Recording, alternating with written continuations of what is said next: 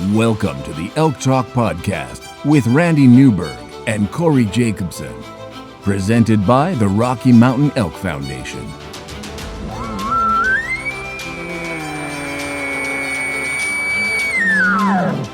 The goal is, what little you and I know about elk hunting, we share with people. I've got an elk bugling, it's like 120 yards away. What do I do? First off, the thought would never cross my mind when an elk's bugling 120 yards away to call anybody on a cell phone. All elk? All the time? Only elk? Only elk. Well, it's us having conversations, so we usually go down some rabbit holes, but If you hunt with Corey Jacobson, you will find the landscape is full of rabbit holes. We're just going to make this up as we go. and you look at it like, oh, that's a target-rich environment. But if you're trying to single one out, a solo target there is much easier to go into than a big group. We record everything, so there's no BSing, no lying, no faking it with us. Did we hit the record I thought button? I forgot to hit the record button. If you want to know something about elk hunting, this probably isn't the podcast to listen to. Should we give them a list of all the other podcasts where they might learn something?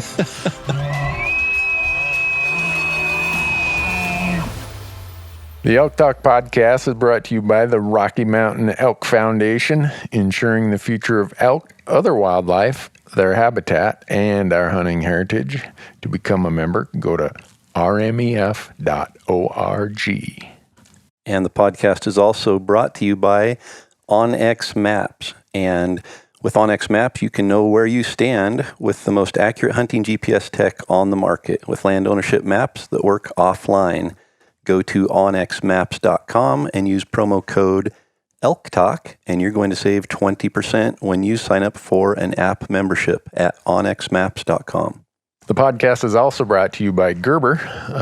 Go to gerbergear.com and learn about the knives, the Vital, the Big Game Vital, the Gator Premium, all the things that we use when we're out in the woods, and not just knives, but also some really cool multi-tools that they have.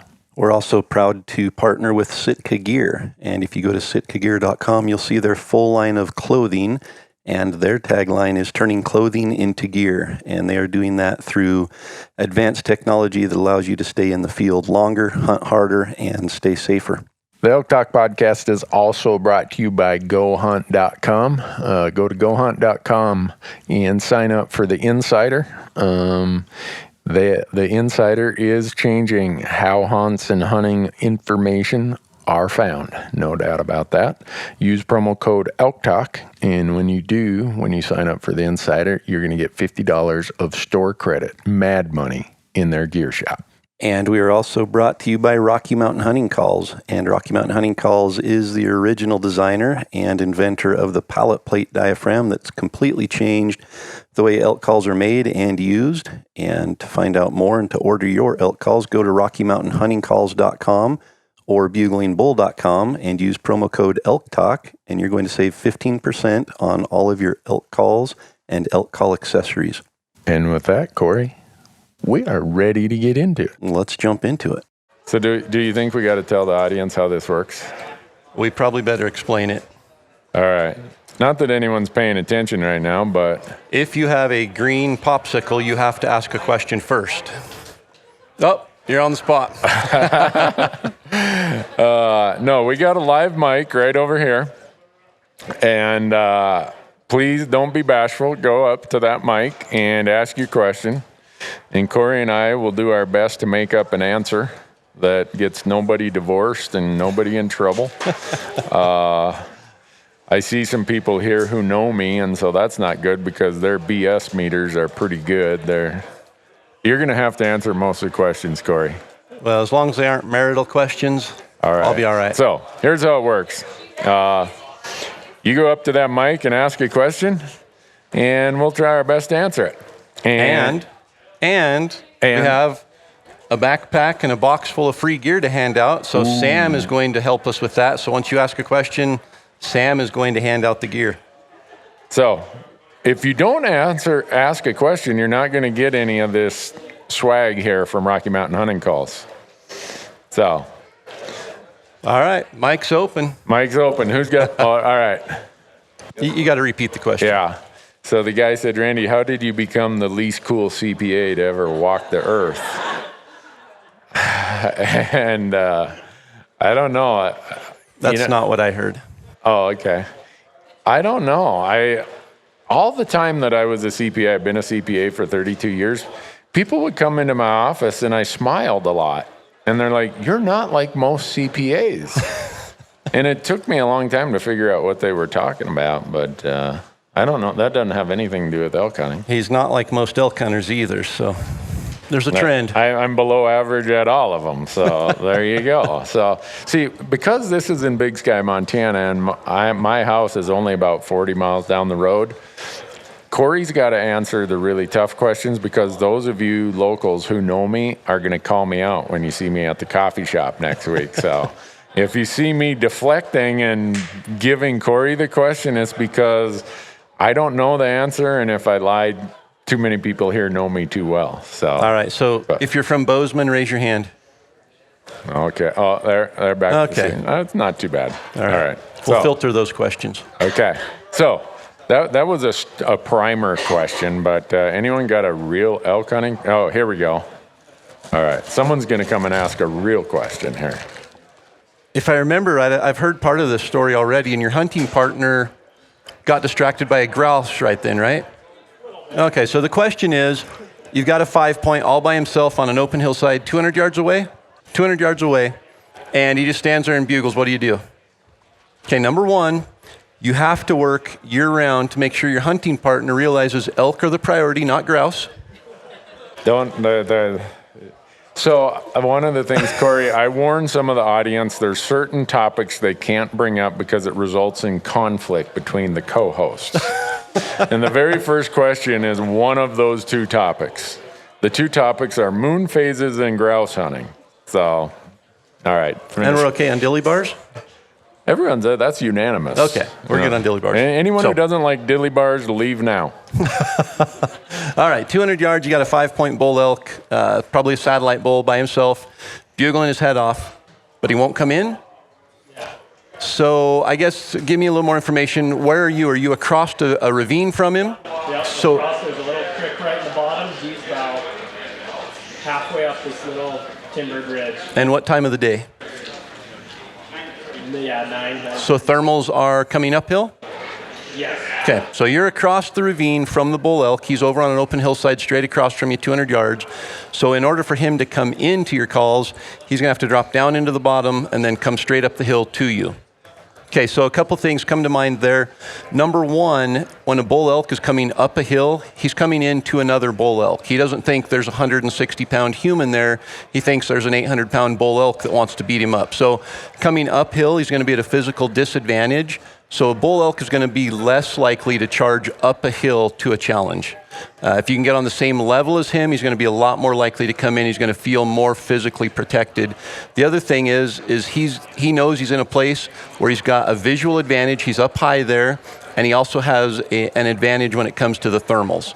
Because the second you hit the bottom of the creek, your scent's going to go up to him. So he's going to stand there because he's protected. So in that situation, what I would do is probably try to go up the drainage a little bit, get on his level, and come straight into him and get him in the timber where you have a little bit of cover. And if you can get on that same level as that bull, he's not going to have the physical advantage. He's not going to feel like he has a physical disadvantage.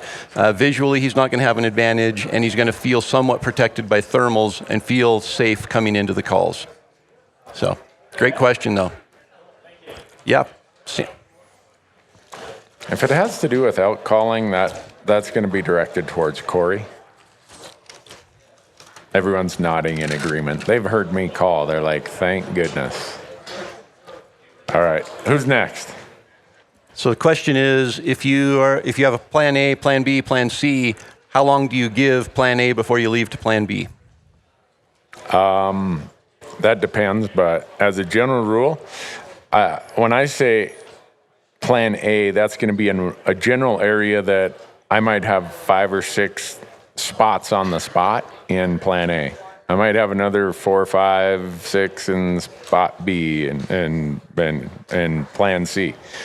I will usually give my A spot or A area, I'm going to give that at least all of opening morning, and I'm going to move to different spots throughout that area, because I don't want to say, oh, I have this area and only have one spot in that area. And especially in rifle season, I am moving from glassing location to glassing location to glassing location. And I'll give that at least a whole day. And if I'm not seeing any sign or it looks like the Dead Sea, I'm pulling stakes and I'm going to area B the next day. But if I'm seeing something or I saw a bull disappear into the timber, I don't leave elk to find elk. I make sure I either blew them out of there or I packed them out of there before I go to the next spot. But in archery, I'll let Corey answer how he would do that in archery season. Yeah, and it's really similar. So I rely on calls. I mean, I'll walk by 20 bulls that aren't bugling to find one that is, and I'll walk by 26 points to find one 5-point that's bugling, if that's what it takes, because I want to call them in. And so if I'm in an area and I'm not getting any responses, I don't go back to that area the next day. I'm into another area. In fact, that evening, I'm probably hunting a different area, and I'm continually bouncing. It might be just a mile up the road in a different drainage. It might be the other side of the unit, depending on what my plan A, plan B is, but I just don't get stuck in a rut, because once you get stuck in it, I've talked to way too many people that, hey, I hunted Colorado for 8 days last year and didn't hear a single bugle, didn't see a single track. And the first thing is did you hunt the same area all season? Yeah, I was just waiting for the elk to show up. Elk sometimes don't show up. So I'm pretty aggressive when it comes to pulling up stakes and heading to a new area. So there's the old saying, if you always do what you always done, you'll always get what you always got. That applies to elk hunting. So the question is, hunting a burn area, how soon after, how long can you continue hunting it? Basically, how long or how soon after the burn is the area effective to hunt? Is that for me? Go ahead, yeah. All right. I will usually hunt a burn the next year.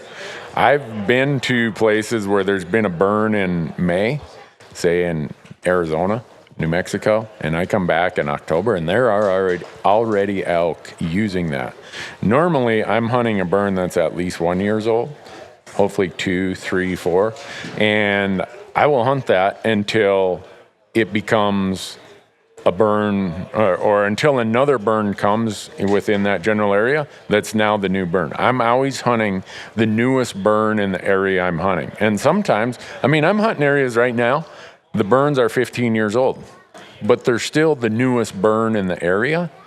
And there's a lot of dependent factors, the soil types, the intensity of the burn, the vegetation, as to how quickly that burn area recovers and becomes productive.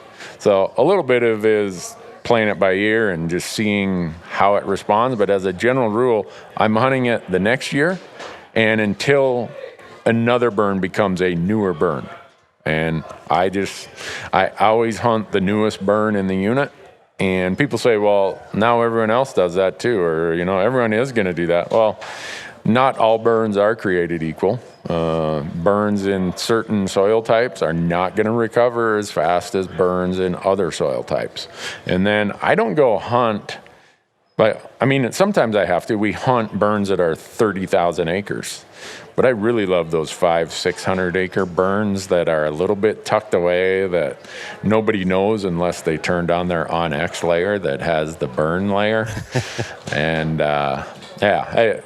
it's no secret. Everyone sees our footage and sees our images and they're like, you even kill antelope in burns. Yep. I shoot grouse in burns. I shoot deer in burns. I hunt elk in burns. He takes naps in burns. Yeah. Dang, I guess I spent a lot of time. But that when it comes to burns, that's how I approach it. And sometimes there's not a burn in a unit. So I look for what is the other canopy disruption, because really what a burn is, in addition to the nutrients and nitrogen cycling that goes into the soil, it really is a canopy disruption. So there can be avalanche shoots. There can be a big wind shear that comes through, blows a bunch of stuff down. There are all kinds of things that create canopy disruptions, and I'm looking for those. Yeah, and just to add to that, we've actually hunted elk in a burn, in an active burn, where the area is shut down, as far as roads and everything. We've hiked in there, and the elk were in the middle of the smoke, stumps still on fire, and we're calling elk in. In fact, if you go to the Elk 101 YouTube channel, about probably 6 weeks ago, there's a video, I don't remember the name of it, but if you look for it, big heavyset guy, David Burdett, A good friend of mine shot a bull at 20 yards, a 340-inch bull, public land, over-the-counter tag in Idaho. And we literally, I think the bull came in because there was so much smoke he couldn't smell, and the wind was going right at him. And you think about how good they're smelling, their sense of smell is. Our noses burn when we get in smoke from a fire. And so for them, it just has to be complete shutdown on their senses. And he came walking right with the wind going right at him to us. And I think he shot him at 20 yards or 23 yards. But we've hunted that. I hunted in Colorado one year. There was a burn, like Randy said, in May or June. And by September, the grass was green and this tall because it just rained all summer after that. And it was just a light burn that went through, and the elk were thick in there. And then we've got areas in Idaho that it looks like the moon 20 years after the fire went through. There's not a single green thing that has grown there in the last 20 years, and there's no elk there. So finding the right burn, and then like Randy said, that canopy disruption, the creation of a fringe area where you've got one habitat, good sanctuary bedding area with really good lush feed. Those are kind of the areas to target. Yeah, and with burns, I hunt, like, if there's a little finger of a burn that goes out there, I'm not hunting the big center core of the burn usually. When Corey's talking about that fringe, that edge habitat, those are the places that, one, there's excellent feed right there, and there's also security cover, and the elk are going to feel comfortable coming out of the green timber right on the edge and feeding there. And so I'm hunting these little fingers and pockets in a burn, not the big core central area of a burn. You can see elk in a burn really easy. If they're right out in the middle, well, yeah, I guess that's where I'm going to go. But as a general rule, I'm not hunting in the middle of the burn. This will be a question for Corey. The question is, how do I get the herd bull to leave his cows or to not pack up his cows and head up the mountain when I start trying to call them in?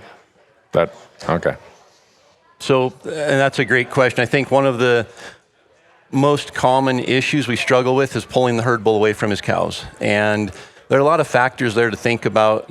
Earlier in the season, a herd bull that isn't herded up yet is a really good target. He's an easier target. He's still territorial. He's still aggressive, dominant, but he hasn't got his cows yet. So if you can find him early, I like to hunt big bulls from like the 3rd to the 8th or 10th of September because they don't usually have their cows then. But man, if you can get them talking and getting close to them, they come in on a string sometimes. So they aren't a technical herd bull. They don't have a herd of cows, but in 2 weeks from now, they're going to be the herd bull.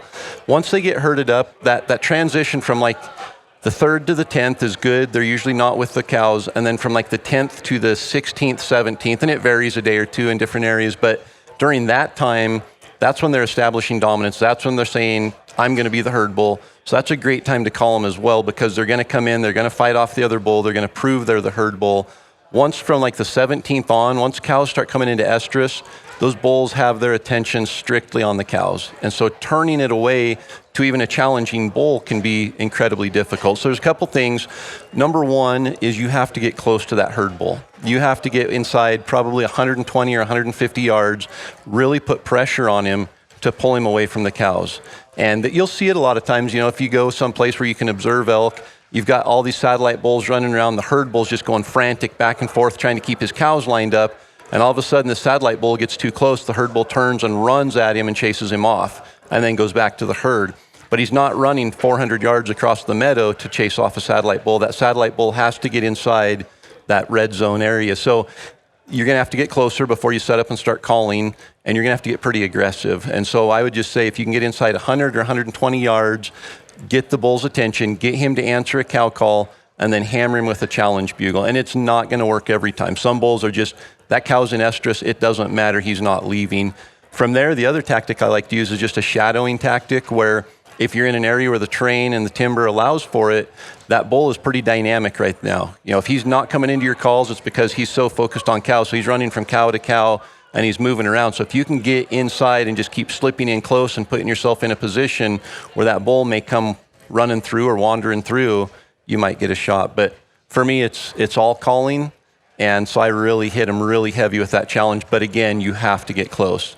And once you get close, it can turn that. Even the biggest herd bulls will come into a bugle sometimes if you push the right buttons.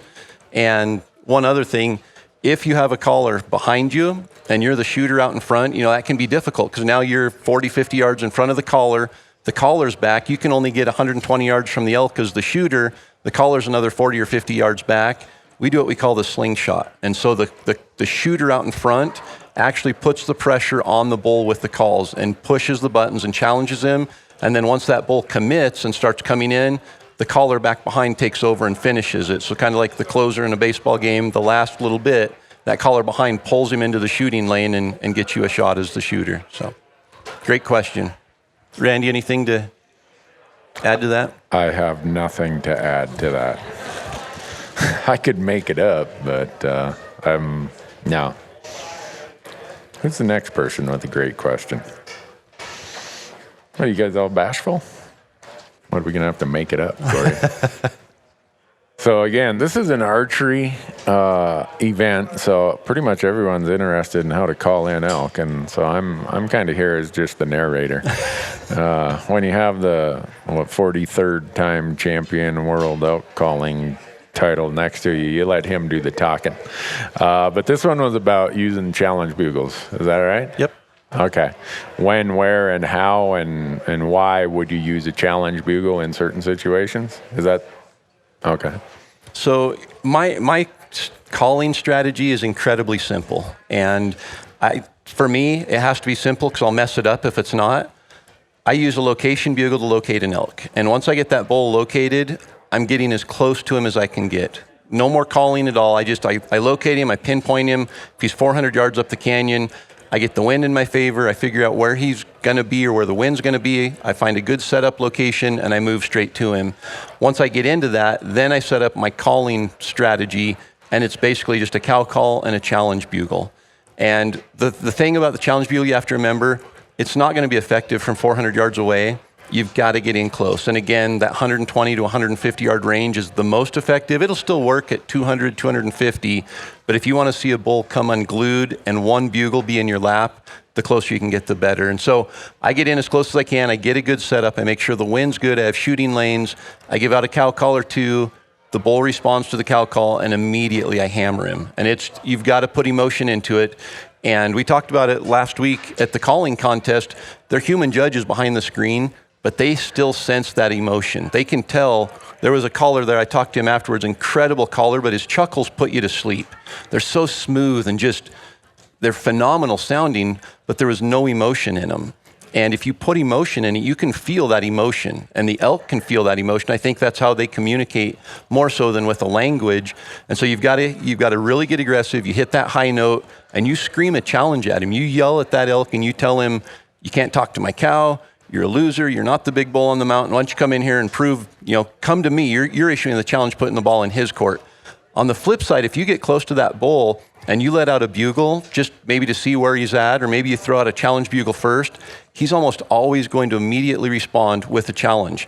And he's going to stand there and wait for you to come to him because he's issued the challenge. So it's so important that you issue that challenge. And again, herd bulls, little bulls, some people say you can't use aggressive bugling because you're going to scare off all the little bulls. We've had spikes come in with their eyes rolled back with slobber dripping off of their nose. They don't know what they're doing. They just lost their mind. Something triggered in them. That testosterone dropped. And now here they are standing there with fuzzy little horns screaming a bugle at you going, I don't know what I'm doing, and you might be a big 6-point, but it's a natural reaction, and you trip the trigger, and here I am. And so little bulls, big bulls, it works for that. The getting close is definitely the key. And I put it back to human psychology. If there's somebody across at the practice range right here, and I'm sitting here with Randy, and I say, hey, that's a terrible shot, he's probably going to turn around and look at me and just not give it much attention. But if he's sitting right here in the front row and I get right in his face and I say, you are an idiot, you're a loser, you're a horrible shot with a bow in front of all these people, I'm probably going to get punched in the nose. Okay, elk are the same way. If you get in close and this bull's up there and all of a sudden he hears this cow and he's like, it's September, there's a cow by herself. Yeah, hey, how you doing? And all of a sudden, before he even gets that out, this other bull challenges him and says, I'm in your face. This is my cow. You're an idiot. Don't talk to my cow. He's coming in swinging. So it's really playing to the emotions and getting inside the head of that elk. What can I do to make him want to fight? And once you make that bull want to fight, he comes in on a string pretty quickly. So I do have something to add to that.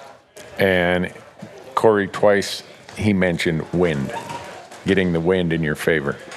And I've hunted with a lot of people. And the first time I hunted with Corey, I thought he'd lost his mind. We would hear an elk bugle 250 yards away, and we'd take a 3-mile loop to go 250 yards, all because of the wind. And I was paying close attention because I always thought, I think I can just, instead of a 3-mile loop, I'll just do like a 500-yard loop, and I'll cheat the wind up over here. It'll just be a short little distance. Well, usually you scare that elk off. So Corey takes it for granted because it's so ingrained in how he does it and how careful he has to be for his methods to work. You cannot discount the wind. When I hear you talk and explain versus when I watch you hunt, you take for granted everyone else has this high paranoia about wind that you do. And most of us are human, and we're inherently lazy and think there's a shortcut. And there is no shortcut to keeping the wind in your face. So I'll add to that. Where's Donnie? Donnie, can I embarrass you really quickly? That's what he's here for, he said. So Donnie and I started hunting together 12, 15 years ago. And at that point, Donnie had hunted elk, I think 17 years with a bow, and had not filled an elk tag with his bow. And that year, our area was on fire. The roads were all closed. And I was just telling Donnie at work, man, my area is closed. I don't know where we're going to hunt. And he said, I've got an area that I always get into elk. I've never killed one there, but every time I've been there, I've got into elk. And you're welcome to go there. And so I think it was 11 o'clock opening morning. We were packing my bull out of this area. And Donnie, I went back to work the next Monday, and he's like, you killed a bull in there? First day? I'm like, yeah, it was awesome. Thanks so much for the area. There were elk everywhere. And I said, let's go next weekend. So the next weekend, Donnie and I go in there. We park in the same place Donnie told me to park. We walk up the same ridge Donnie told me to walk up. And we get on the point, and I let out a bugle, and a bull answers down in the bottom. And Donnie gets a smile on his face and starts right down to the bottom after that elk. I'm like, whoa, what are you doing? And he's like, the bull's answering down there. We got to get down there. And I pull out my puffer, and the wind's blowing right down to that bull. So for 17 years, Donnie had been hunting the same way, getting up high in the morning, calling, and then dropping down in there. And I said, we've got to circle all the way around this basin, get clear around on the other side, wait for the bull to make his way up to the bedding area, and then get on the same elevation, because if he smells us, before we even get 400 yards from him, he's gone. And Donnie shot a bull that weekend in that area that he'd hunted for 17 years. And it like Randy said, it's something I've taken for granted, but it's probably the number one key to being successful as an elk hunter especially. You have to pay attention to the wind, and you have to not only think about what it's doing right then, but what it's doing in 15 minutes, what it's doing on the hillside where the elk is opposed to where you are. And the thermals are so completely erratic in mountain terrains with the diurnal changes.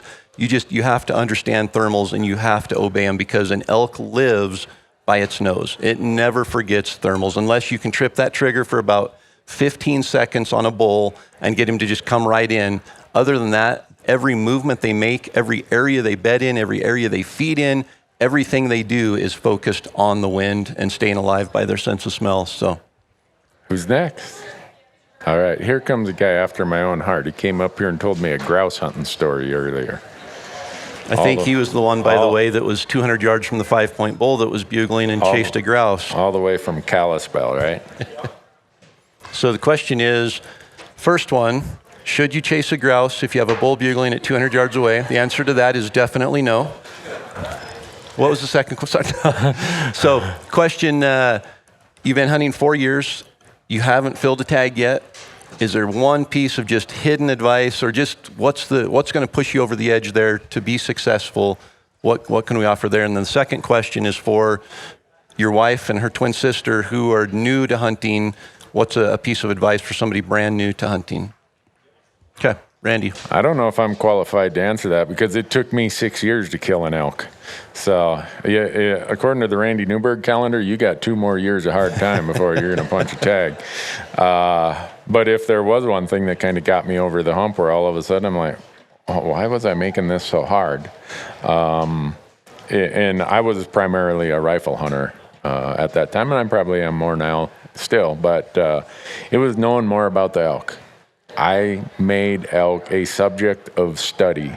I wanted to know what they ate. I wanted to know where they bedded, why they did what they did, how often did they have to water in the rut, all these things that helped me get a little bit further in an elk's mind, because I came through this process that I thought, well, if I go buy a new gadget or a new wind checker or some sort of spray or something, that's going to get me there.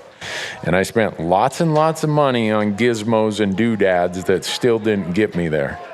What got me there was knowing more about elk and making even just every mistake. I would get frustrated, but in retrospect now I realize those were some of my most valuable learning experiences, were the mistakes that I made along the way. I wish I could tell you, this is what you aren't doing, and if you do that tomorrow, you're going to wake up with a elk in your freezer. I don't think there's any simple answer like that. And I think it really comes down to just putting in the work. And like Randy said, it's going to take time. Sometimes it happens the first year and it just clicks. You look at success rates, and success rates on public land over-the-counter general type hunts is about 10%. So 1 in 10 hunters every year fill their elk tag. Or if you want to put it into the perspective of you've hunted for 4 years, you're going to kill an elk once every 10 years as an average hunter. And so when you look at it like that, what's the average hunter doing? I think it goes back to business or anything. The ones who are successful are the ones who put in the work. And if you're willing to put in the work more than average, you're going to have better than average success. And Randy and I both, I think, use the phrase knowledge equals confidence and confidence equals success. And so the more you can learn about elk, the more confident you're going to be. And I think there's probably 8 or 10 different areas of elk hunting that you need to put in work to gain that confidence. Shooting bow, you're here this weekend shooting your bow. You're extending your range to give you more confidence at actual hunting ranges. Physical conditioning. There's so much out there, just elk hunting knowledge. So all of that contributes to your success. And the more work you put in to gain that confidence faster, I think the sooner you're going to have success. And the more consistently you're going to have that success. If there was one thing as an archery hunter that I would focus on, it would be your setup. So when you're calling elk in September, you can get elk to answer. You can get into elk, you can scout elk, you can find elk, you can shoot your bow, you can physically get there, but more elk hunts fall apart at the setup than I think any other phase of the hunt. And the reason why is elk are coming in, you're in their quarters at that point. They're usually hyper aware, they're using their senses, trying to overcome their senses and get it set up in an area where they actually feel safe coming in, but they aren't safe. And then you just think about all the excuses about why you didn't fill your tag. You hit a limb on a shot. You finally got a shot and you miss. You're laughing. Did you get a shot? You've had a shot. So you've been successful. The shot just didn't work out. So there's something there that needs tweaked. You learn from that mistake. But you just think about that T-shirt that says there's 99 reasons why I didn't fill my elk tag. It's I set up behind a tree, I hit a limb, all these things that are setup centric. So really focus on your setup and visualize what a perfect setup is, and then try to implement that more than not. And as far as information for your wife and twin sister, I don't have anything specific other than almost echoing what Corey said about experience is the greatest teacher. Don't view a failed setup or just a day in the woods of not seeing anything as a failure. We like to think that any day we don't fill a tag, somehow that's a failure. And to me, it's not. I'm learning every time I go out there. Maybe it is a mistake, or maybe I didn't even make a mistake that day, but I didn't find any elk, and it causes me to think, well, why didn't I find any elk? And the other thing I find is the more fun I make it, the more it interests me, and the harder I work at it. So don't hunt for anyone else's reasons.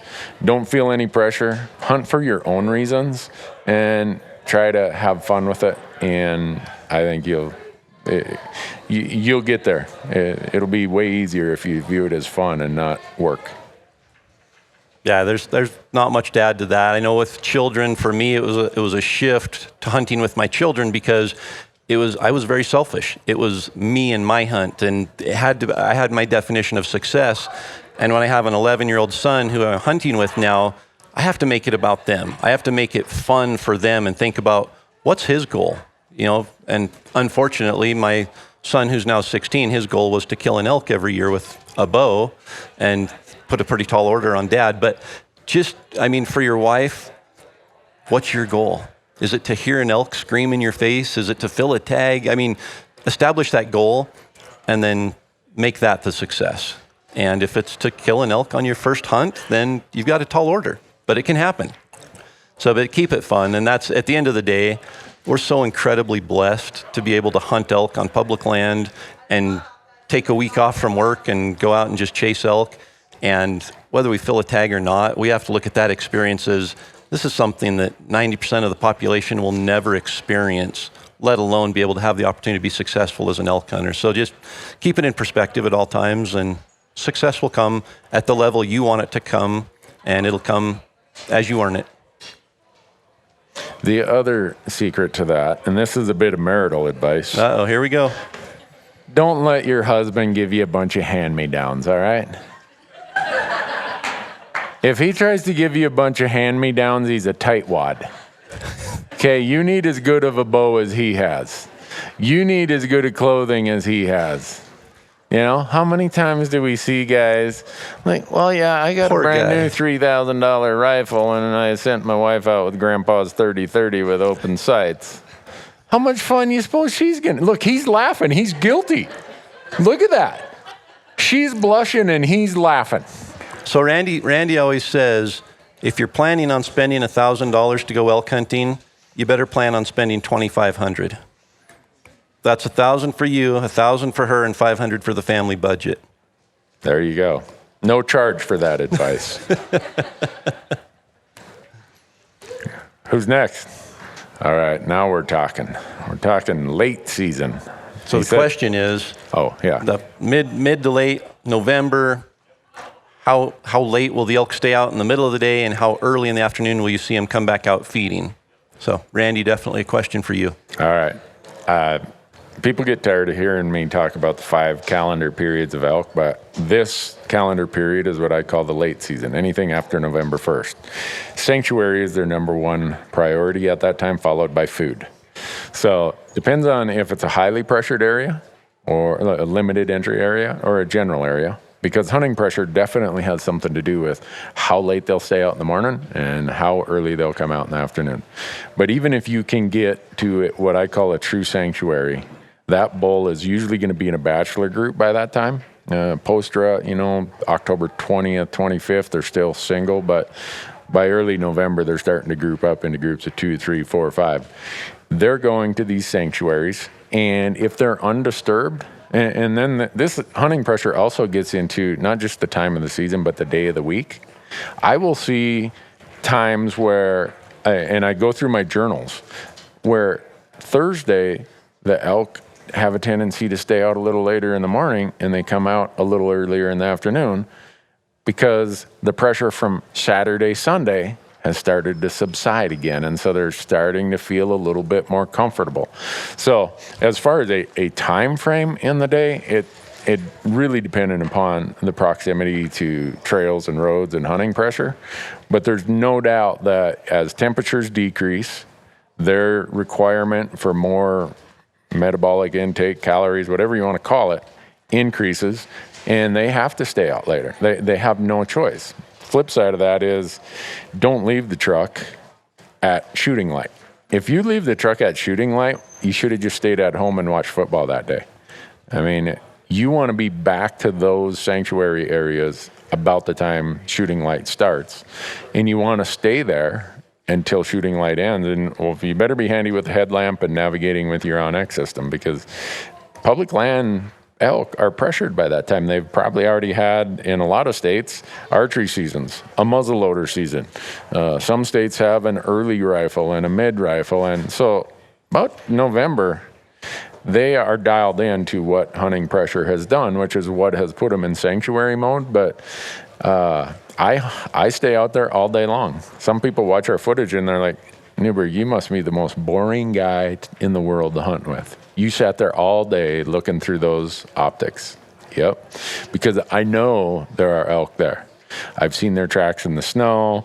Historically, I've hunted it, and I know that year after year they like to use the same sanctuary areas, but be there all day, because if it is Thursday and Friday and the hunting pressure has subsided, yeah, they might be out for an hour after shooting light instead of just 15 minutes.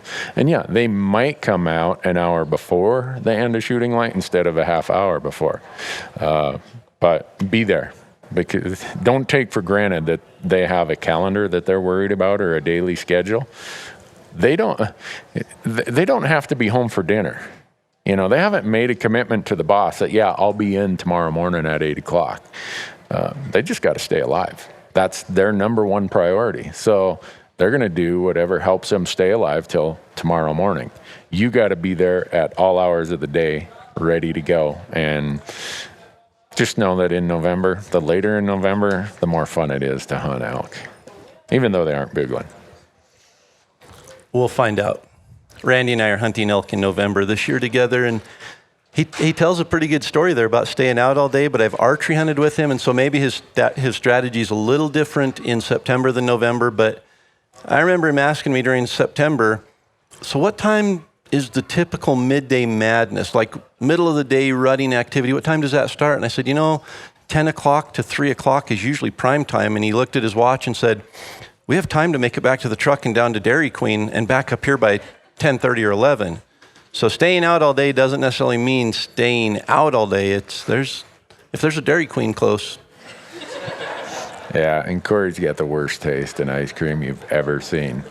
The folks at the West Yellowstone Dairy Queen were like, where'd you get this guy, man? Randy did educate me on quality ice cream. Right. So I no longer eat ice cream at Sonic. No. So that's blasphemy there. That's a great question. You read the question and you answer it, because I'll make it too long of a question. Okay, so wolf hunting, or elk hunting in wolf country. Okay, I'll ask the question. When you're calling to elk and there are wolves in the area, how do you get the elk to respond, and what do you do differently than normal? Does that kind of say it? Yeah, right. So there is no doubt, if you have spent any time in elk country where there are wolves have changed the landscape. And love it or hate it, they're here, and we have to deal with it. And it makes elk hunting tougher. There's no way around it. Nobody can argue the fact that elk hunting is harder because the wolves are here. And population-wise, I know there's areas where the wolves have an effect on the population, and it's harder to find elk. And I live in an area like that where the elk are now just in pockets, and you have to cover so much more country just to find that pocket of elk. And the other thing is, wolves are continually on the move. They are continually on the hunt, and so that makes the elk continually on the move to stay ahead of them or away from them. And so where you find elk one day, 3 days later, they might be 6 miles away because of that. And so now we're seeing elk that are making big circular patterns through areas just to continually stay on the move. And a lot of times they just aren't comfortable staying in this one draw all fall. The other thing is, elk know that when they bugle now, they're a dinner bell. And so they aren't as vocal. So you don't get out a lot of times in heavy wolf country and hear 6 bulls bugling for 4 hours in the morning, and just that chaos that we got used to for a long time. So strategy-wise, I'll tell a quick story just to illustrate it. But a few years back, we had a canyon where there were 6 or 7 bulls that we could see all the way up this canyon on different finger ridges that we could see within 500 or 600 yards of us. And at daylight, we're glassing, and we're like, okay, this one's here, there's this one here. And I let out a bugle, and they didn't even lift their head and look. Didn't even look at us, just kept feeding on the open hillside. And I thought, well, they certainly can hear us. So after about a half hour of this, finally about 70 yards below us, a big herd bull's moving up the draw, and he just lets out this, oh. And that's all we got out of him. And he's pushing 4 or 5 cows, and they go right by us, right up to the ridge and away from us. And I thought, that's not normal for an elk to do that. I'm 70 yards from him, bugling my head off, and he's trying to get away from me, going by me to get away from me. We get on the ridge, and you guessed it, there's fresh wolf tracks there on the ridge. We completely left that area, went down canyon 10 miles, went on the other side of the canyon and hunted a drainage, and the elk were screaming, like literally all day long, bugling. And then a week later, we came back to that same area, and the elk that were in there were now bugling because the wolves had moved on. So we can't get stuck hunting an area where the wolves are actively at, because elk, and I say this generally because I've had elk answer wolf howling. Wolves howling across the canyon, and the elk laying in his bed just answering. I'm like, bring it on, come on over here. And so it's a generalized statement, but I think you've got to get closer to them to get them to respond. You're going to have to do more location bugles to get one response instead of just getting there and bugling and 4 bulls answering you. Now you're going to have to work to get that one response. And then to get them to come in, you're going to have to get close to them and make them feel safe. They're going to come in more wary. They're more on edge now because of so much predation around them. And the area we hunted in Wyoming a few years ago, grizzlies everywhere, wolves everywhere, huge wolf packs everywhere. And those elk, when they came in, didn't just drop their guard. They came in and they'd take 3 steps and stop, and they'd scan everything, and they'd lift their nose, and then they'd back out 15 yards and circle around. I mean, they're just so cautious. So strategy-wise, it's going to take more work. You're going to have to get in close and then go find the bull that's not being harassed by wolves that day, that feels, today's my day to bugle. And you're going to have to cover a lot more country to do that and find that one bull. So, great question. And that's from the guy who lives in ground zero of the wolf reintroduction. So I'll take that as the gospel. It's not the gospel, but we, if I can just talk about wolf hunting. It could just be that maybe you weren't calling very good that day and they didn't like what you had to say. If you hunt with Corey, he does all this stuff and you're like, well, what'd you tell him? Oh, I don't know. Okay. I'm not there to tell him a story. All right. I'm there to pack them out. Who's next? Oh, wow. This is going to be a long answer. So the question is, if you are traveling to a new area, this person, every time he has to hunt, it's out of state, so you maybe don't live in an elk state.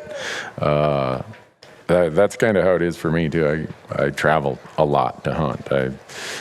So the question is, how do you build a plan so that when you get there, you're not surprised by what you thought was going to be a good plan? How did you whether it's terrain, topography, thickness, stuff like that. And I think maybe to add to that, how do you determine where to hike to get to vantage points to either call in early in the rut or to glass in the later season? Because like I say, all you have is access to e-scouting. So you're showing up ready to hunt, and you might look at an area online. How do you pick out those areas? So I'll start, and I'll talk about bugling because it's easier than glassing. But when you're looking at Google Earth, you can put it in 3D, and you can get a good visual of what the area looks like. I mean, it's a realistic representation. Don't be fooled by it. It's always steeper than it looks on Google Earth. It will always be steeper, no matter what angle you're at. But the thing I look for feed areas, I look for water areas, and I look for bedding areas. So if I can find those 3 things, I find a north face, a good dark north face, that's a good bedding area. If it's a bench or a bench on a saddle on a finger ridge that's on a north face, that's an even better area. If I can find open ridges, like a south-facing ridge, something that's going to be open where there's going to be some feed, elk are going to be more likely to be on those ridges first thing in the morning. And then if I can find water, which on Google Earth is going to be represented by really green drainages or draws, the lower country, if I can see that there's water there, and you can change image date on Google Earth, you can see exactly when the image was taken. So if you're looking in May, you're probably going to find a lot more water than if you're looking at an image from September. So be sure you keep that in mind. Once I find those 3 areas, if I'm looking at a huge range like we have here, I can probably pick 6 or 7 areas out of everything that you can see around here that are going to hold those 3 things. And then I can triangulate them and say, this area is going to hold elk, this area is going to hold elk, this area is going to hold elk. And I mark those. And then I say, if I'm parking here at this trailhead, I'm going to leave here. The thermals are coming down first thing in the morning. I want to be going up against the thermals. I want to hit this point, and this point, and here's a ridge system that'll get me there. As far as specific vantage points, I don't worry too much about that. All I want to do is get to where I can bugle into those areas with the wind in my favor. And then as the thermals change, I'm looking, here's point B, C, D, whatever the other points are. I want to be above them as I hit this ridge system and call down into them once the thermals have changed. And so that's how I set up my day hunts. There's a strategy to it. I don't worry about necessarily getting to an exact X on the map and bugling from there. It's just more, here's a basin that has everything elk need. Here's a ridge that goes by there. I want to bugle into that basin from that ridge. And when they're not bugling and you're rifle hunting, that's a glassing game in the post rut or the late season. And you have to be a little more precise in your plan. You're walking in the dark. You want to be there when the sun comes up and it's legal shooting light. You want to be on your spot. So how do you know that when the sun comes up, you're not going to be surrounded by a big grove of trees and you can't see anything? It's kind of a problem that a lot of I make some assumptions, and I probably shouldn't, and that's just decades of being a topo map junkie. I've got enough old style paper topo maps that I could paper my floors of my entire house with maps. Now with Google Earth and with OnX, I know how if I put, like on OnX, I hit either the hybrid mode or the topo mode, I can visualize what that looks like just by looking at topo lines. I'm looking at some place that has maybe, okay, the whole face has a certain type of strata to the topo lines, and then there's one really steep, thick place. Well, I know that's probably a rock face. So if I'm on that, the trees are going to be down below me. They can't grow on that steep of a face. So, okay, that's probably going to be a good glassing spot.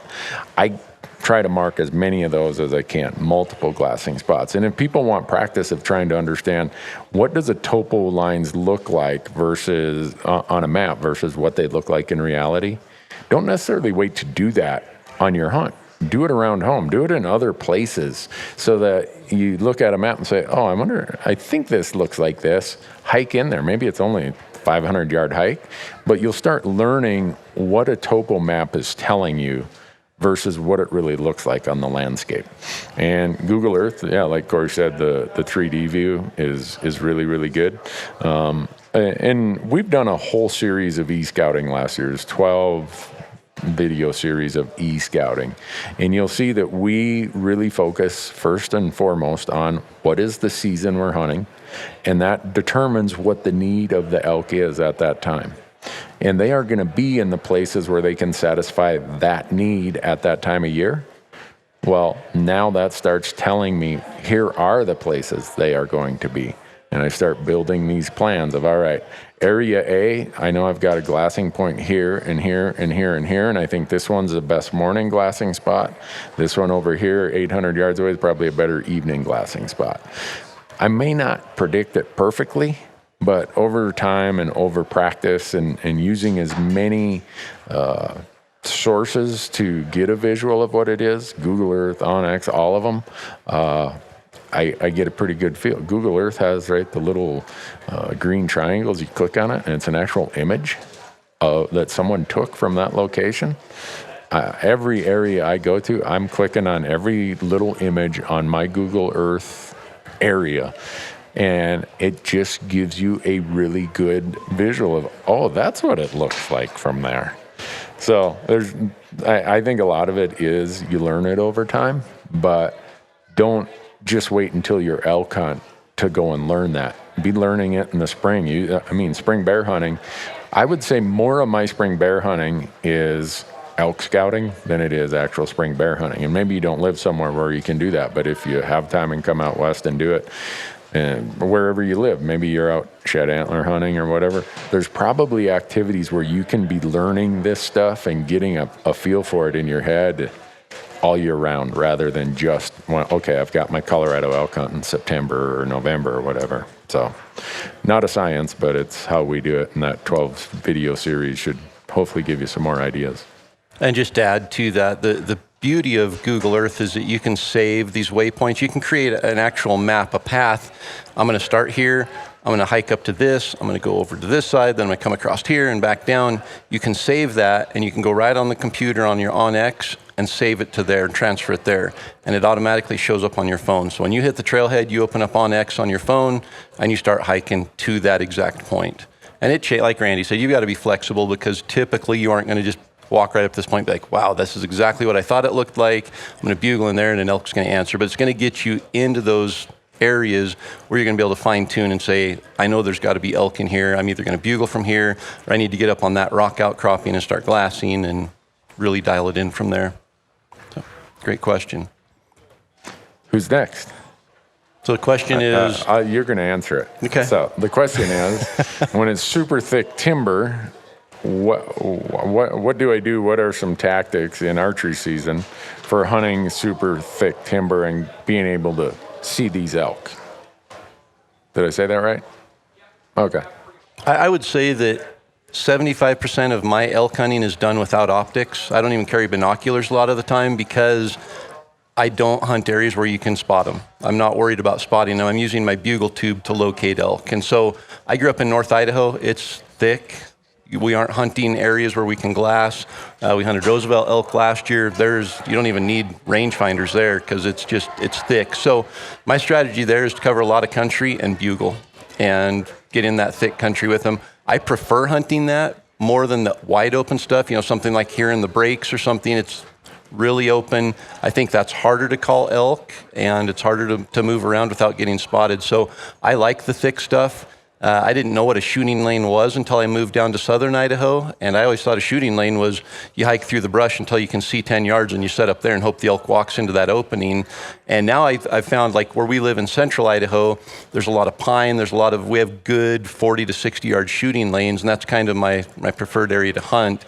But in those really thick areas, you're relying on bugle. So if you're archery hunting during the rut, getting in there, you aren't probably going to spot anything.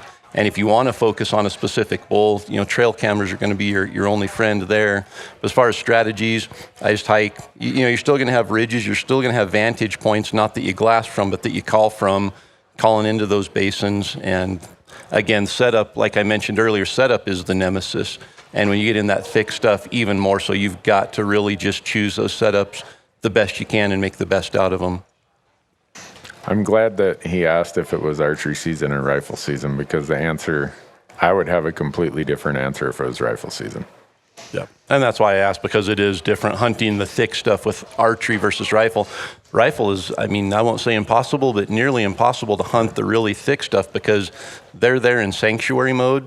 They're there to escape pressure, and you just wandering around with a rifle and hoping to spot one at 20 yards before it jumps up and runs off is incredibly tough. So very tough. And in rifle season, the elk densities in that super, super big blanket of dark timber, like say the Big Hole area of southwest Montana, there's those big, vast tracts of dark timber.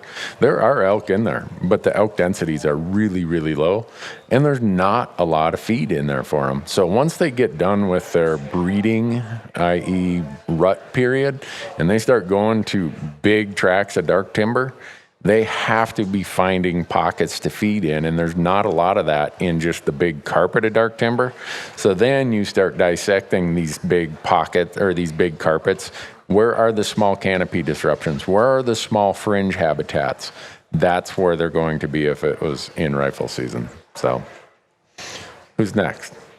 So the question is, on a 3 to 5 day backpack hunt, whether it's archery season or in late November, what's kind of your food? What does your pantry look like that you carry with you based on those varying conditions? And then lastly, what is the one backcountry meal that you absolutely have to try?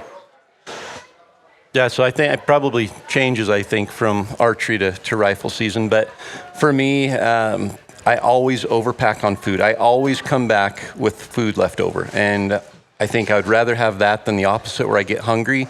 Because when you get hungry, if you aren't putting the right nutrients into your body and keeping just built up on food and just the energy that comes from that, you can crash after 3 to 5 days pretty hard, to the point where you can't go over the next ridge, to the point where you want to give up and head back. So nutrition is important.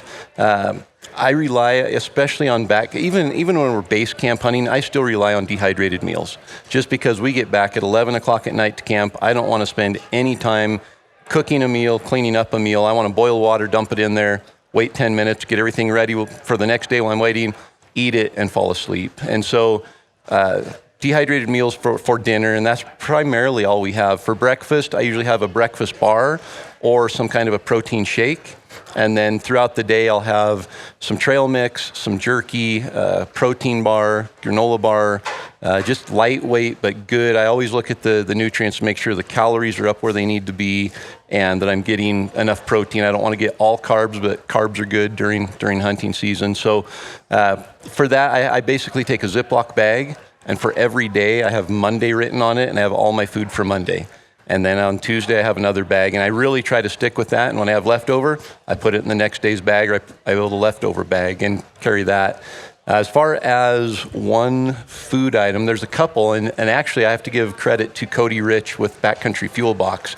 So Cody started Backcountry Fuel Box, and every month you get a box with backcountry foods in it. And sometimes it's breakfast meals, sometimes it's bars, sometimes it's dehydrated meals.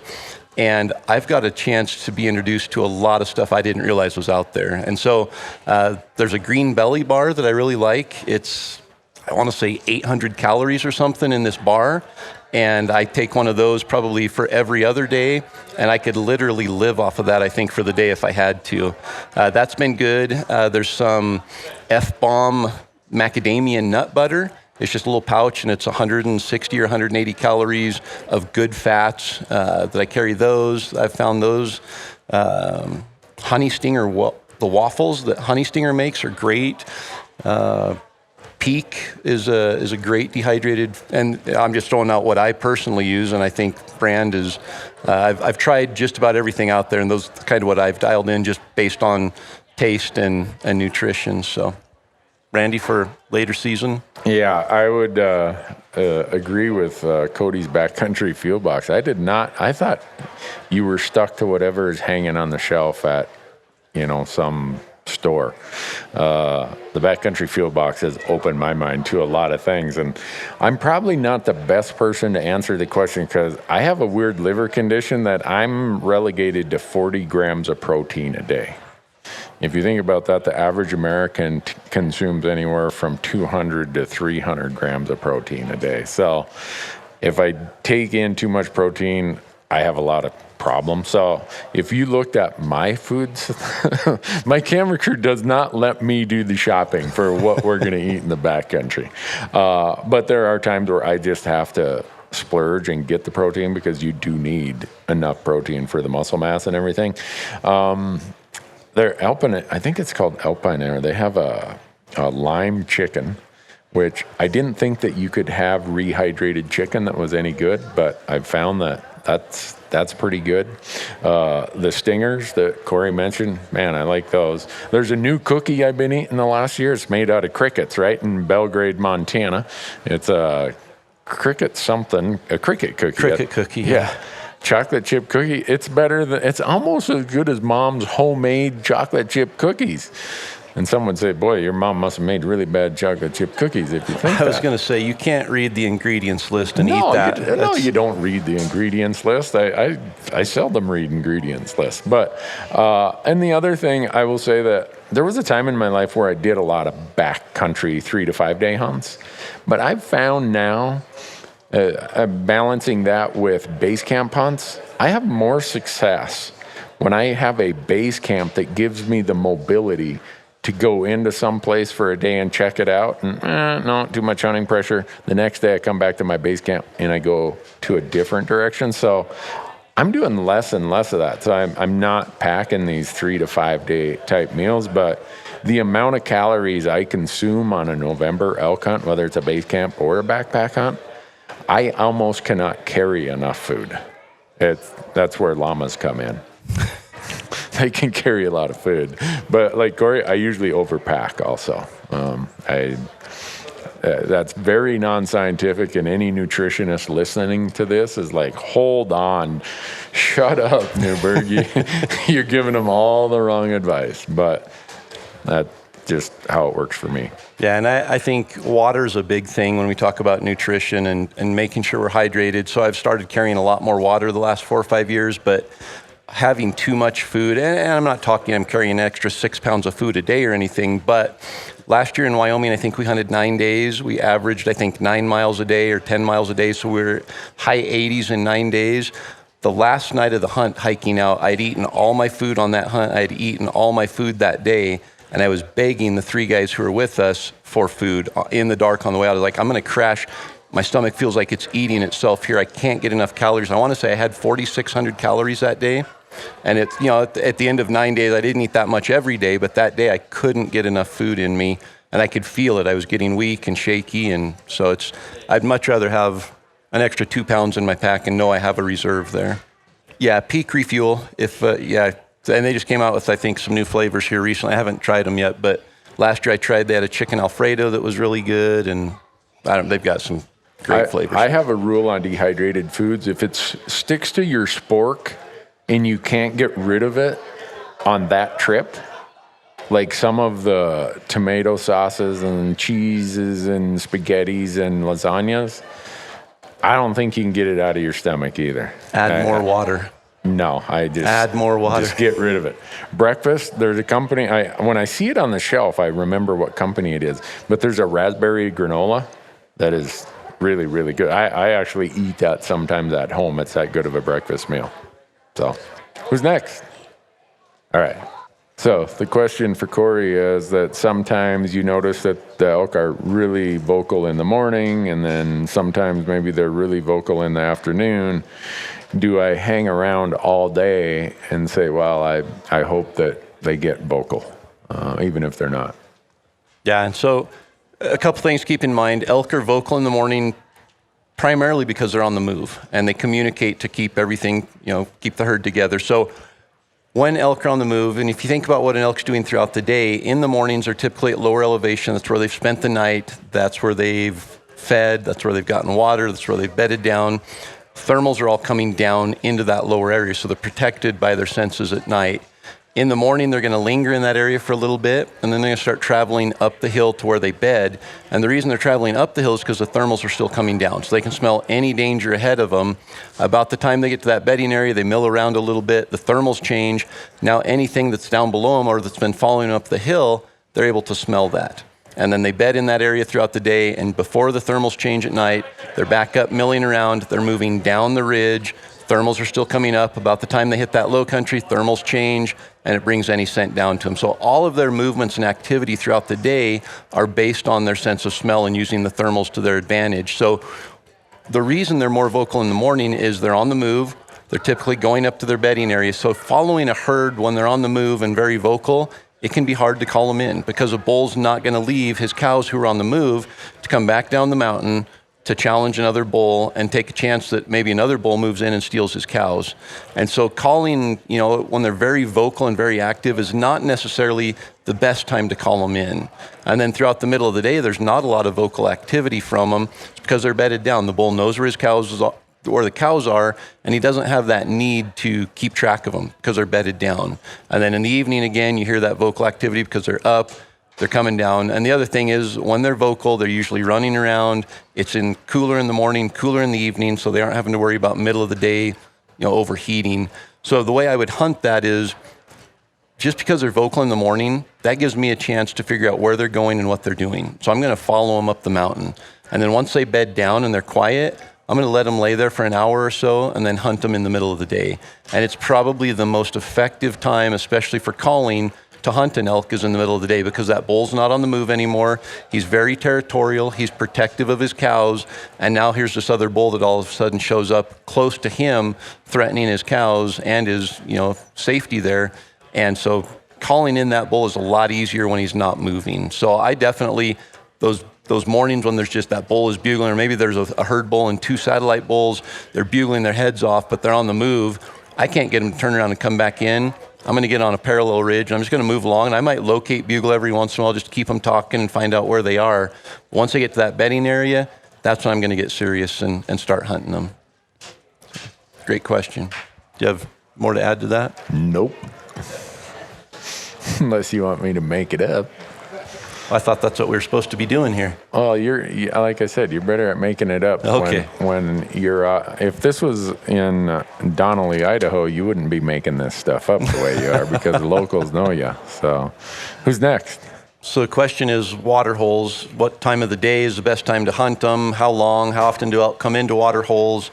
And you mentioned, it used to be a lot easier to pattern an elk before wolves because they'd come to the same sources for feed and water every day. And now that they're on the move continually, they might not come to that water source until 4 days later again. So how do you use water holes to hunt elk? Yeah, a lot of that depends on where I'm at, time of year. So I'm going to give a general rule understand there's a lot of exceptions to every rule. In the Northern Rockies here, like in Montana, I would never sit a water hole because there's water all across the landscape. If I was in Northern Idaho, I'd never sit a water hole. There's water all across the landscape.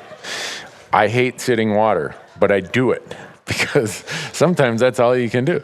Last year in New Mexico, Corey and I were doing a podcast yesterday about cow elk hunting and how sitting water can be really effective. Well, last year in New Mexico, I've got this supposed premium tag, you're going to shoot a big bull, you're going to have to fend them off kind of the expectation. 90 degrees, no, can't raise a bugle.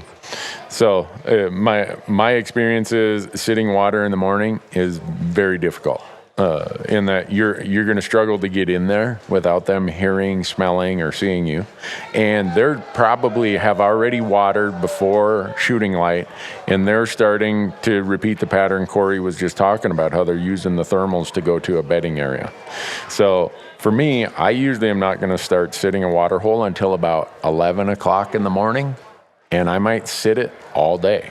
And there's two reasons. One, in the rut, and I've seen it way too many times to discount that this is just a or to assume this is a random pattern. Especially later in September when the bulls have their group of cows of 12, 15 cows, these big bulls. They push those cows up with the thermals, get up there, mill around, they put them to bed. They're so active and the temperatures are high enough that they cannot get enough water by just watering in the morning and just watering in the evening. So many times those big old bulls will come down solo, completely quiet once the cows are bedded. And I've had them come walking into water at noon, at 1 o'clock, at 2 o'clock, and they silently go back to their cows. So that's why I say I wouldn't hesitate to be there by 11 o'clock, because a lot of times that herd bull will come down. A lot of them get shot 1, 2 in the afternoon, coming down solo. And then in the evening, when they're repeating that process and they're trying to use the thermals, well, the thermals are still going uphill. They're trying to get most of the way down there to take advantage of that, and they might mill around and wait for the thermals to change again before they come in water. But if I'm sitting water, as much as I hate to do it, I will sit there all day long once I get there. And I want to be there well in advance before they are. And we talked about this a lot yesterday on that podcast. I'm trying to anticipate what's the wind going to be doing when they're coming in. Not what is it doing when I get to the blind or get to my setup. What is it going to be doing at the time they're coming down? And then I try to set up in a place that even though when I walk in there, it might be like, this is a screwed up wind. The wind is going to be good later on in the afternoon. And I may not sit on the water itself. I might sit 100 yards away on the trail that I know they take down to water because there's a corner there or there's something that gives me a little bit of advantage of the wind. Also, when I'm scouting, I'm checking tracks. I want to see, do they use this trail to leave the water and a different trail to come to the water? There's a lot that those tracks can tell you about how they're using the water. And that, again, that's a general answer, but hopefully you get the gist of it's still about the wind. It's about using their daily patterns and behaviors and being there for the ambush rather than you going to them. And just one thing to add to that, when we talk about water, there's also wallows during the rut, and those are going to be different. I mean, you're going to need to set up the same way, thinking about the wind and everything, but when you find a wallow that's actively being used, that bull's probably going to be there around the same time every day. And the reason why is the wallow's usually close to a bedding area, usually on a north face, and there's exceptions to that for sure. But if I find a wallow on a north face that's active, I know I'm close to a bedding area because that bull usually goes and puts his cows to bed. And then like Randy said, we'll get up around 11 o'clock and come into that wallow. And then before they come down in the evening, he might hit it again. So I would say anytime from 10 until 5 or 6 in the evening would be a good time to sit a wallow during that middle of the day is the most likely time they're going to hit it. And again, if there's a wallow down in the low country in the fields where they've been feeding all night, they might hit it during the middle of the night. They might hit it, first thing in the morning before they head up. So it really depends on knowing the elk in that area and what their habits are. All right. This is going to be a hard one. I can see he's been waiting for us. So the question, asking for a friend, it sounds like, a friend from Missouri. I love these asking for a friend from Missouri kind of questions. But is there an open reed call that works as well, or can people have success the same as when you use a diaphragm call? Did I get that? Do you have to use a mouth call like a diaphragm call to be world class was the term used to World be class effective. effective. Yeah, world class effective. Okay. However, I like that. All right. World class effective. So I think the benefit of a diaphragm call is the versatility and the range of sounds you can make with it and the control that you can get out of it. So diaphragm call, if you're here and you haven't seen one yet, hold on just 1 second. I'm going to use this as a prop. So diaphragm call goes in your mouth. And there are some people that have gag reflexes that cannot put it in. We had Jordan Harbertson from Mountain Ops. We did a seminar down in Utah this winter. His brother put him on the spot because he thinks it's so funny to watch him gag. So he put it in and he tried calling with it and he just spit it out. And I mean, he's gagging and it's funny, but it's not funny because you can't use them for hunting. So the benefit is you can use a diaphragm to make every sound, every cow call, every bugle, everything. And it's so versatile, but then it's also so realistic because you can control it right down to the exact sound you want to make. The downside of using like an open reed cow call or some other kind of a bugle is that you just don't get that range and you don't get that versatility. With that being said, there are a couple of options. An open reed cow call has a really good sound. The problem is it has one really good sound, so you don't get a lot of variety, but you can absolutely call in bulls just using an open reed cow call. And then there's like the selectable bugle system that has a conqueror mouthpiece. So it's basically they take the frame out of a diaphragm and they pop it on top of a mouthpiece, and then you can use that to call. There's a green tongue that actually it takes the place of your tongue, and all you have to do is bite on it at that point. And the harder you bite, the more pressure it puts on the latex, so you're able to hit that high note. And you can get a good sounding bugle out of that. Again, there's no range to it. It's the same sounding bugle. If you pull that green tongue off and use your own tongue or your lip, you can actually get almost a full range of bugles. You can chuckle with it and everything. So there are options that'll still be somewhat limited, but not as limited. But if you can learn to use a diaphragm, it's hands down the most realistic sounding apparatus to make elk calls. The other thing is if you're an archery hunter, having a diaphragm in your mouth to stop an elk when it walks in front of you is really an important thing. And you know, an elk comes by into a setup, and if you're at full draw, you aren't going to squeeze a hoochie mama. You aren't going to blow on a bugle or anything. You need a diaphragm to cow call. So yeah, most realistic sounding, I think the most versatile and most functional especially for archery hunting. If you wondered why Corey looked over at me with all that emphasis about if an elk walks into an opening, amateur hour in New Mexico in 2016, we've been hiking miles and miles, and Corey is playing his flute, man. He's the Pied Piper, and there is a bull that just wants to be a TV star. Finally, the setup comes in, and the bull starts coming in, and I realize that I don't have my diaphragm in my mouth. And Corey's up the hill. He can see everything going on, and here comes this bull walking through the brush. And I got an opening that's about 7 or 8 yards wide that he's got to stop in, and he'll be at about 23, 24 yards. And he's looking at Corey up this way, and I got 2 cameras over my shoulder, and the bull steps in there, and I go, my mouth is dry, I'm spitting. Finally, I try the old whitetail thing, right?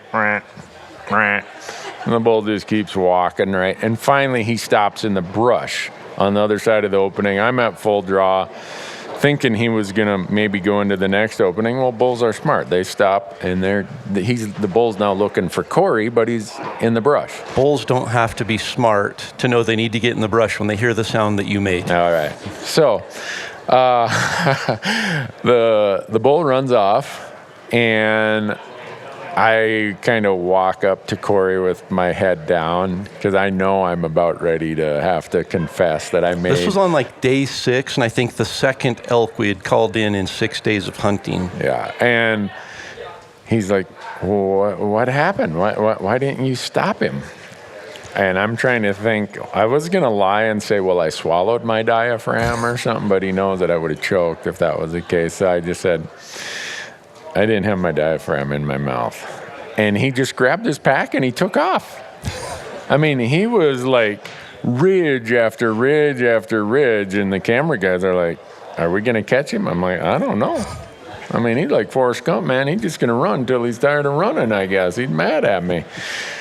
Point being, the beauty of a diaphragm is it is hands off, but if it's not in your mouth, it's not hands off.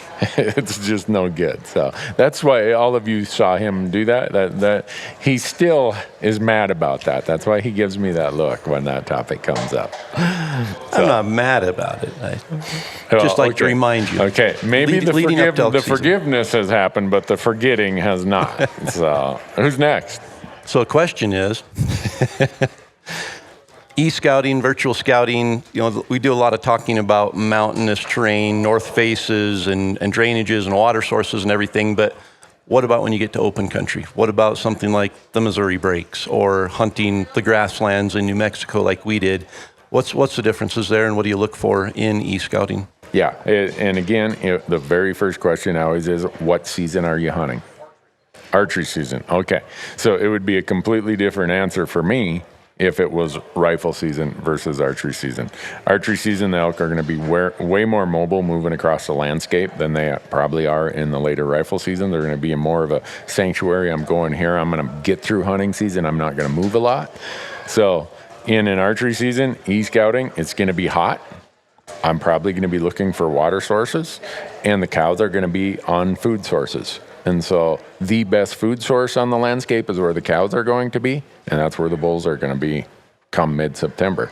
So I'm going to be looking for those two things, water and the best feed. And I hunt the Missouri Breaks a lot, so I have kind of a shortcut to how I do it now. If it was someplace that I don't hunt, I would be learning an awful lot about what is the preferred food source in September, because that's where the cows are going to be. It's not going to be about roadless areas. It's not going to be about sanctuaries. If it was rifle season, I'd be doing an e-scout or virtual scouting plan on a completely different basis about sanctuaries and other stuff. So when I'm doing them for archery, it's a whole lot about food sources, and it's a whole lot about water. Sure. Follow-up question. Oh, he wants your answer to this, I think, Corey. Yeah. So the question here is, well, as far as water, are you looking for how they're going to access the water? Because the entire Missouri River flows along the boundary unit. But if you get up out of the breaks, there's water scattered across the landscape in small places. So then I'm going to look at, all right, where's water that's close to bedding cover and close to those food sources I've identified? Because even then, they want to go about their business with the least amount of disruption as possible. In that case, with all that water along the Missouri River, I'm not using water when I'm focusing on the part of the breaks near the river. I'm using heavily food sources and a little bit of escapement terrain, because I've hunted it enough to know that some people walk up to the edge of the breaks and say, wow, that's beautiful, but I don't want to pack an elk out of there. And those little pockets of food that are in there, that yellow clover stuff right now, right? And Fort Peck is just loaded with that right now. It's a wet year out there. So this kind of a wet year, that food is going to be dispersed in great abundance across the landscape. So it's going to be hard to say they're going to be in this spot or that spot. So then you got to use the Corey technique of, I'm going to be a ridge runner, man. I'm going from this spot to this spot to this spot to this spot to this spot, and I'm calling and I'm trying to locate. And even if they shut up, if I at least hear they are there, then I know I got a place to go hunting. And when I do my e-scouting plans for archery, they're not real specific spots. They're more general areas, because the elk aren't sticking to specific spots. They're using the entire landscape or the entire part of this area, and I just got to be in there and be mobile like they are. So I guess a question back to you, Randy, with your experience there, do you find that the elk are watering in the river? Oh, yeah.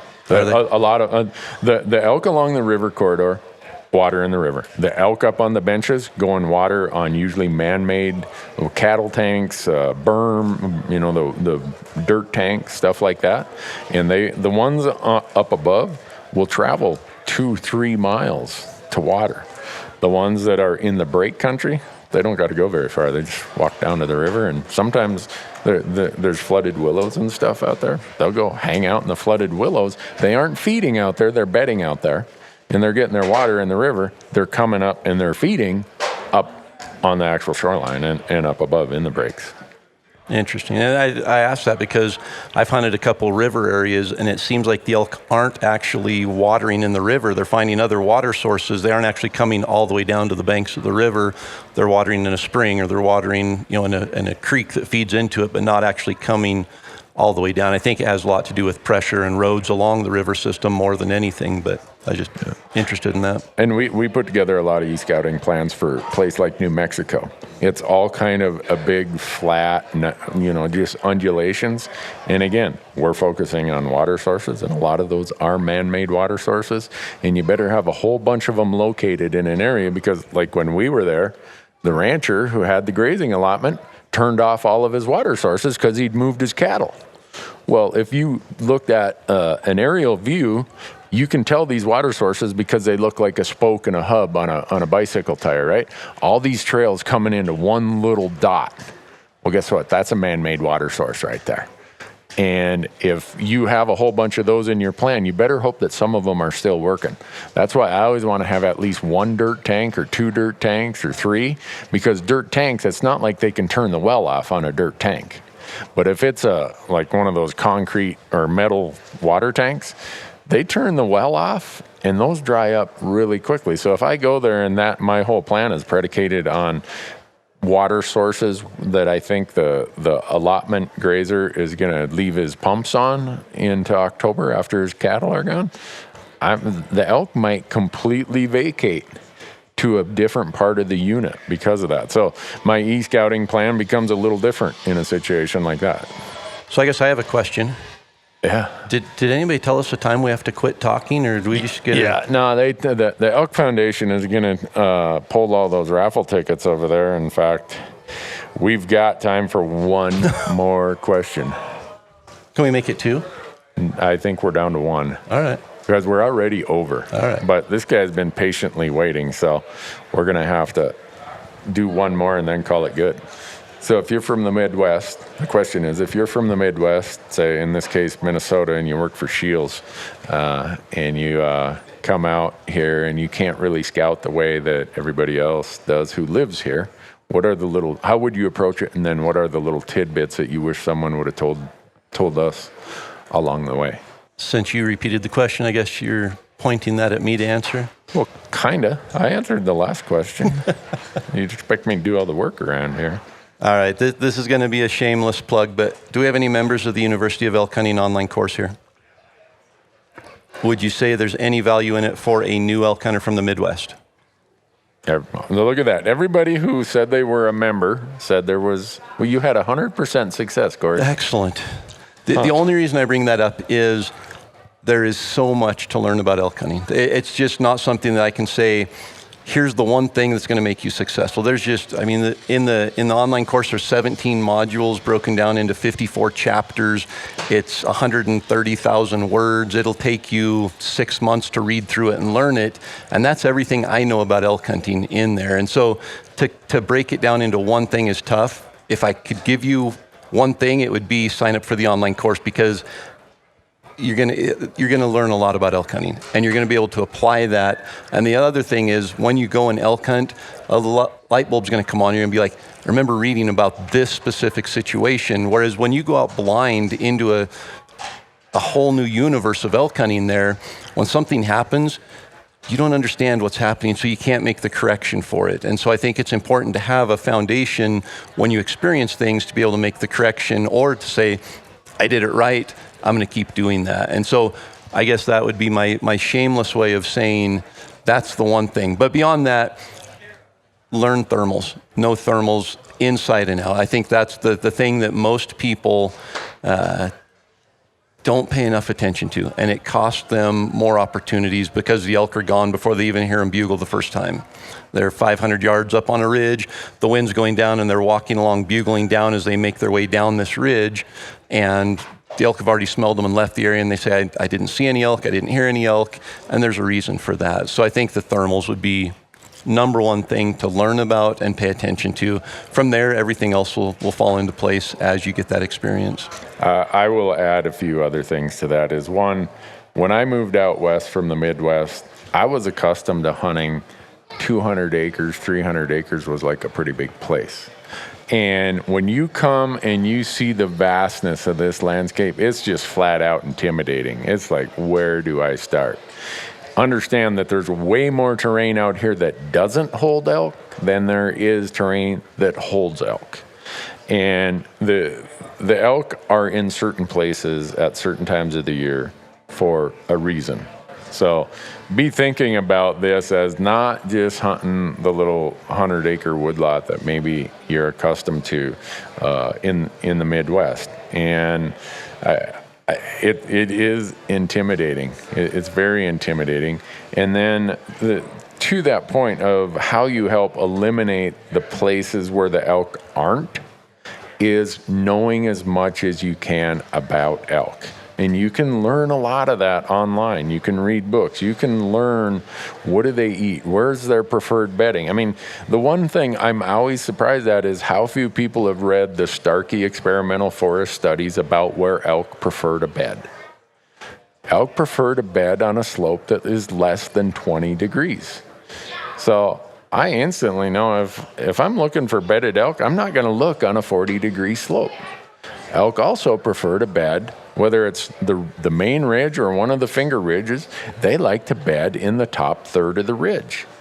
Well, that means if I'm wasting all my time on the bottom 2/3 of the ridge, I'm probably wasting more of my time than I'm utilizing my time. So I just use those as two little tidbit examples that if you become a student of elk, you will quickly, shorten your learning or flatten your learning curve.